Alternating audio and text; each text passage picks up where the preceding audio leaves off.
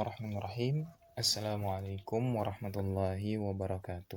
Alhamdulillah, hari ini kita melanjutkan kembali pembelajaran tahsin kita. Dan untuk hari ini kita akan masuk pada bagian kedua untuk materi ayat al-gharibah atau al-fas al-gharibah. Pada bagian kedua ini kita akan masuk pada contoh bacaan imalah. Jika pekan lalu kita sudah masuk pada bacaan yang lain, maka hari ini kita masuk pada bacaan imalah. Kemarin saktah, hari ini imalah. Insyaallah besok dan pekan depan dan pekan depannya lagi akan menyelesaikan tambahan di bagian ini. Sebelum saya menjelaskan bacaannya, saya menyampaikan dulu tentang apa itu imalah. Imalah itu artinya membengkokkan atau memiringkan. Membengkokkan atau memiringkan apa? Memiringkan atau membengkokkan bacaan fathah menjadi seperti huruf ya, atau membacanya seperti huruf ya. Tidak dibaca seperti fathah, tapi seperti ya. Maka yang tadinya dibaca fathah berupa alif, maka dibacanya menjadi huruf ya. Nah, contoh pada bacaan imalah ini dalam kebiasaan orang-orang Indonesia dengan tilawah orang Indonesia, kebanyakan itu hanya ada pada satu ayat. Nah, ada pada satu ayat, yaitu surah Hud ayat 41. Nah, pada ayat ini saja. Pada surat Hud ayat 41 ini, bacaan yang menjadi bacaan imalahnya adalah bacaan yang dilingkari itu. Bacaan yang dilingkari. Dan di bawahnya tertulis imalah. Saya akan contohkan bacaannya. Nanti dilihat cara membacanya.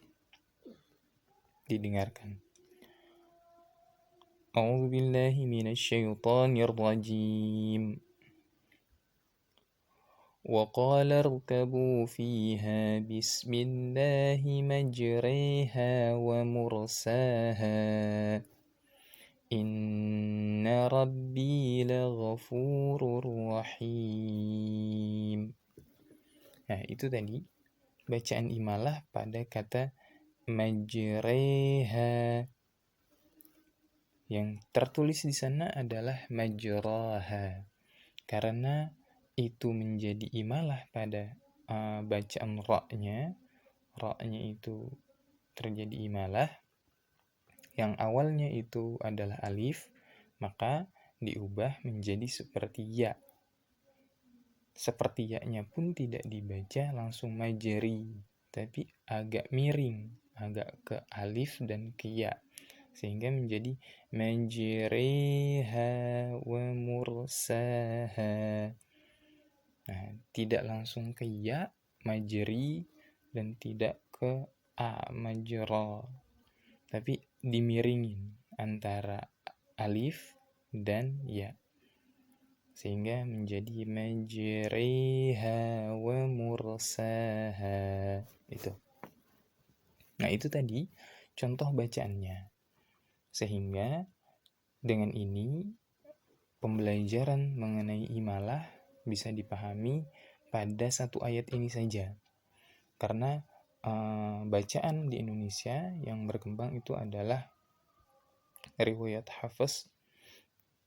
Kebanyakan itu menggunakan bacaan ini, menggunakan imalah pada bacaan ini saja. Sehingga yang diajarkan adalah pada bacaan imalah yang ini. Adapun di wilayah-wilayah yang lain, bukan di Indonesia, itu ada bacaan imalah yang nantinya tidak di ayat ini saja, tapi ada di ayat lainnya. Ya. Tapi untuk wilayah Indonesia, kita pelajari sesuai dengan kebiasaan yang terjadi di kita, itu adalah di kata majriha. Pada satu ayat ini saja. Itulah bacaan imalahnya. Demikian untuk tugas, saya hanya minta rekaman suara saja, karena ayatnya pasti sama semua dan saya tahu ayatnya.